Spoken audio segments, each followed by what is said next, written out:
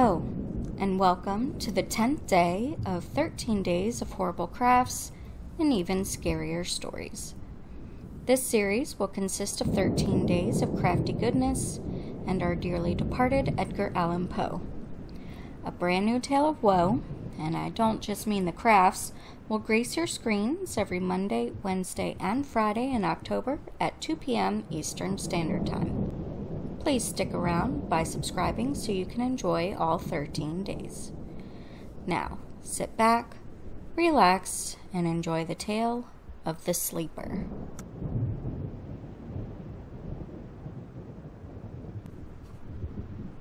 At midnight in the month of June, I stand beneath the mystic moon. An opiate vapor, dewy, dim, exhales from out her golden rim, and softly dripping, drop by drop, upon the quiet mountain top, steals drowsily and musically into the universal valley.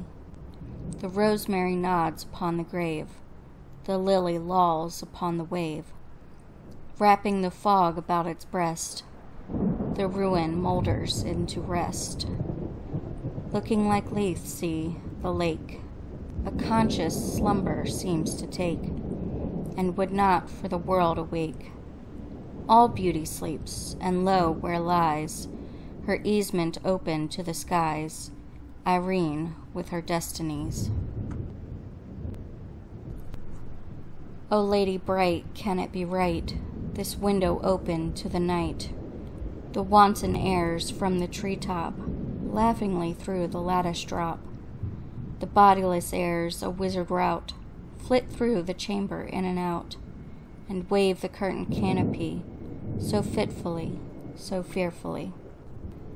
Above the closed and fringed lid, 'neath which thy slumbering soul lies hid, that o'er the floor and down the wall, like ghosts and shadows rise and fall. O lady dear, hast thus no fear? Why and what art thou dreaming here? Sure thou art come for far off seas, a wonder to these garden trees. Strange is thy pallor, strange thy dress, strange above all thy length of tress, and this all solemn silentness. The lady sleeps, oh may her sleep, which is enduring, so be deep. Heaven have her in its sacred keep.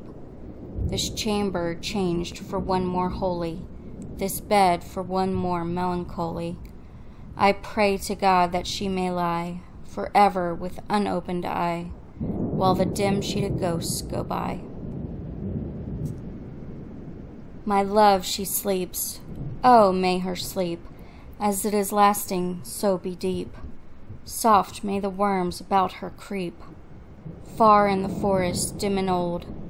For her may some tall vault unfold, some vault that oft hath flung its black and winged panels fluttering back, triumphant o'er the crested palls of her grand family funerals.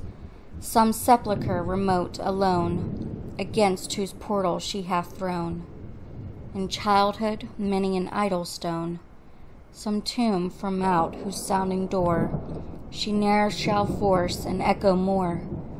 Thrilling to think, poor child of sin, it was the dead who groaned within.